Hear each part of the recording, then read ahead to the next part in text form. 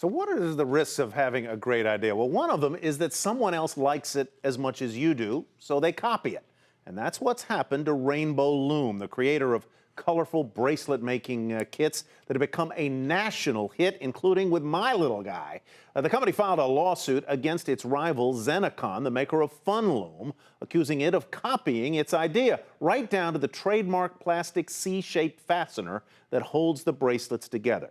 Joining us now to discuss this story is Sarah Needleman. She's a small business reporter at the Wall Street Journal who did a fascinating story about Rainbow Loom. I can't get enough of it, Sarah. My son is crazy. I'm wearing them on my wrists here. You got some too.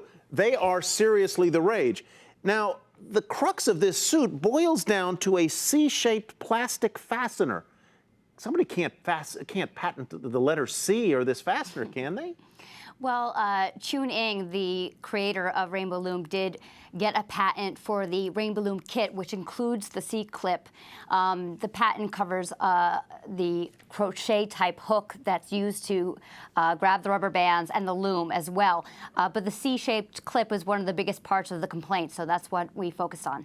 I thought what was interesting in your story today about this whole patent battle is that this is a small business. It was a very motivated CEO who came up with this very bright idea.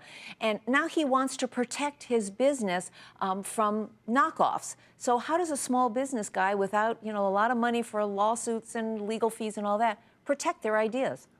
Well, attorneys typically recommend that an entrepreneur goes and gets a provisional patent. That gives you 1 year's time to protect your idea. It's a couple $100s. And you spend that 1 year testing the market to see if your product is really something that could be a seller. And if it is, then it's worth the investment to some people to go ahead and apply for a patent, which can be several $1,000s, $10,000 to $15,000. Could take 2 years. But if you're granted it, it's good from the time that you filed for the original provisional patent, so you're protected. So the Rainbow Loom owner is going after not only the Fun Loom maker, but also Toys R Us, which is the seller of the Fun Loom, and at least one other manufacturer, Crazy Loom.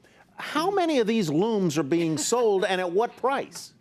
And why didn't I think of it? They usually cost about $15 at retail. Chun Ing, the creator of Rainbow Loom, is suing both Zenicon, which is the company that makes Fun Loom. It's suing Toys R Us for selling Crazy Loom, which is made by another small company.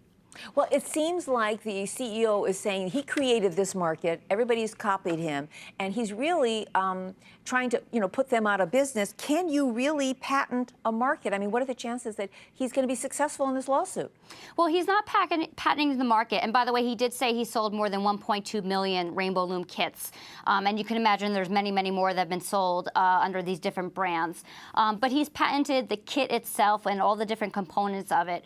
And that is really the entrepreneur's best protection. And you have to be very vigilant and look out there for knockoffs and go after them immediately. I guess the danger in this day and age, Sarah, in part, is that with the speed of manufacturing and the ability to copy things through 3D printers and other means, that you can come to market with a close knockoff very, very quickly, and that's one of the dangers here. He's really only been on the market at what? He quit his job a year ago. He was working at Nissan as a crash test guy, and he quit his job a year ago. So is that really the point here, that you can come out to market with a copycat product or a copy product, though they, of course, would say it's not a copycat, very quickly?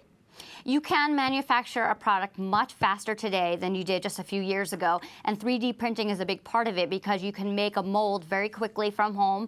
They're not as expensive as they used to be, and then you can come up with an exact model that you want, send it off to the manufacturer. You can set up an e-commerce site very quickly. You can even sell e-commerce through Facebook now. So it's a much quicker process, and those knockoffs or alleged knockoffs can come out very quickly, and you have to pay attention. All right, Sarah, thank you very much. Sarah Needleman, small business reporter at the Wall Street Journal.